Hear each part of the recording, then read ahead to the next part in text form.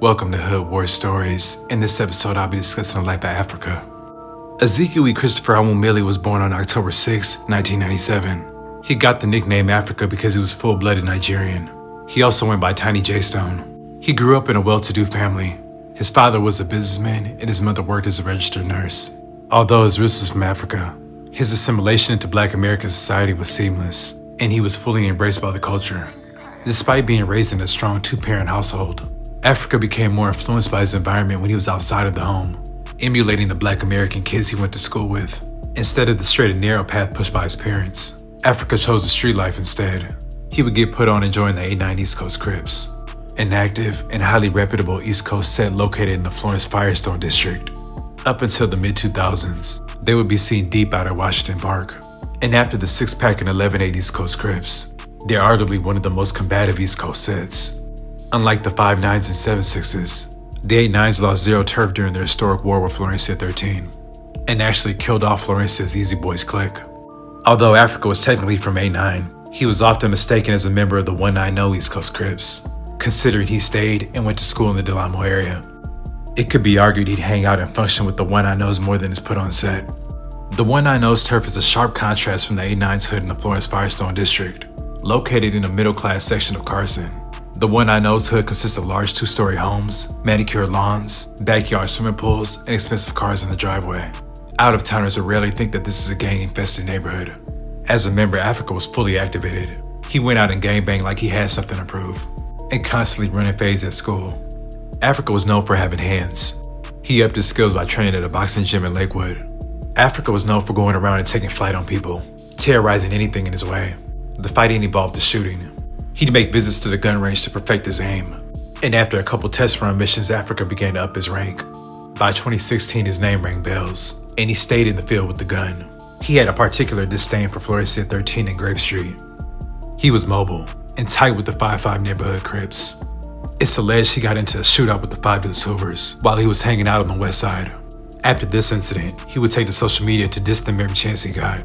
Throughout this period, Africa would constantly bump heads with his father, who didn't approve of his lifestyle. Happy Thanksgiving! Happy Thanksgiving, Pop. Outside of gangbanging, Africa was gifted athletically and shown his abilities on the football field. Hey, bastard.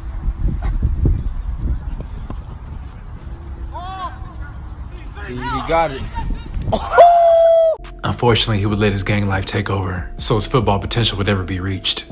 In the gang world, his name spread throughout the city, and other top ranks took notice. One being Infant Nightmare from BPS, one of the top young gunners from that era. Even though East Coast and BPS are on opposite ends of the spectrum, they do not get along in the least bit, and there's a few murders between the two of them. So when Nightmare saw his opportunity to kill Africa, he took it.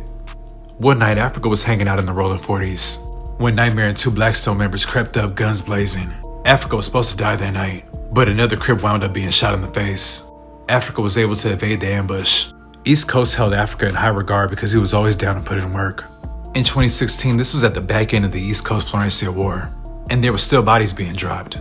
One night, Africa was on a solo mission driving around Florence, looking for a F-13 to knock down. He drove past Holmes Avenue and parked up on B Street. Africa allegedly got out, spotted his target, and opened fire from about 20 yards away. The Florencia members immediately started shooting back, nearly killing Africa in their turf, causing him to retreat. Africa returned back to his set and reported back on his failed mission. He allegedly would end up dropping the F-13 member on a later date. Grape Street was next up on the shit list. The Grape Street Crips are a notorious Black gang concentrated in the Jordan Down projects. No other gang has done the damage that East Coast did to Grape Street when their war popped off. East Coast went on full blitz mode. In 2017, the height of the war was over, but ill feelings were still there. Africa was a full enforcer on the Grape hate train, packing out members. Affiliates were getting the smoke too. One time, Africa threw a female out of his car and took her phone from playing 03 Greedo. Africa was getting active and banging on anything that wasn't in line with the coast. He allegedly ran up on Frosty the Snowman, and the issue was pressed.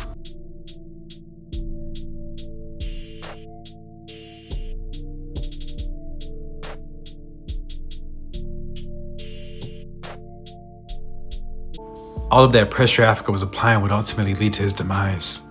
On the night of May 20th, 2017, Africa was contemplating on going out to a Jersey party that was being held in Carson. After being on the fence about it, he decided to go.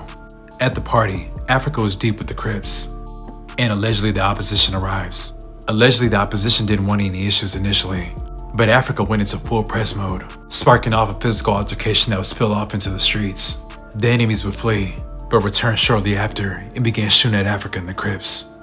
Africa was hit in the chest and he dropped on the concrete. His homie was also shot and he collapsed on the street. Africa was taken to the hospital where he was pronounced dead at 1:30 a.m. Initially in the report, the gunman was described as a black male in his early 20s. Rumors spread that either Nightmare or another member from BPS killed Africa, but it was confirmed that Nightmare wasn't even there that night. He tried to kill Africa on a different occasion. Sources close to Africa have said that it was allegedly Florencia 13 behind the murder. If you check Africa's Twitter X account, you can see his tweets describing the altercation at the party, sent out just moments before his death, tweeting to a friend that he smacked the opposition so hard he fell in the hood of a car, rolled off, and began running down the block. He then confirmed that they were Florencia 13 members.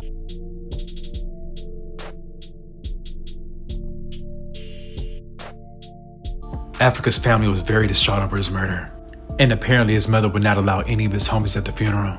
His body would end up being sent to Africa to be buried. Africa was well known in the city for his charisma and personality. He was described as very comedic and a ladies' man, and East Coast is still honoring his memory. Yeah, baby, I got that fresh haircut and all of that. You see me? Neighborhood to the... I'd like to thank you guys for watching. Please like, comment, and subscribe.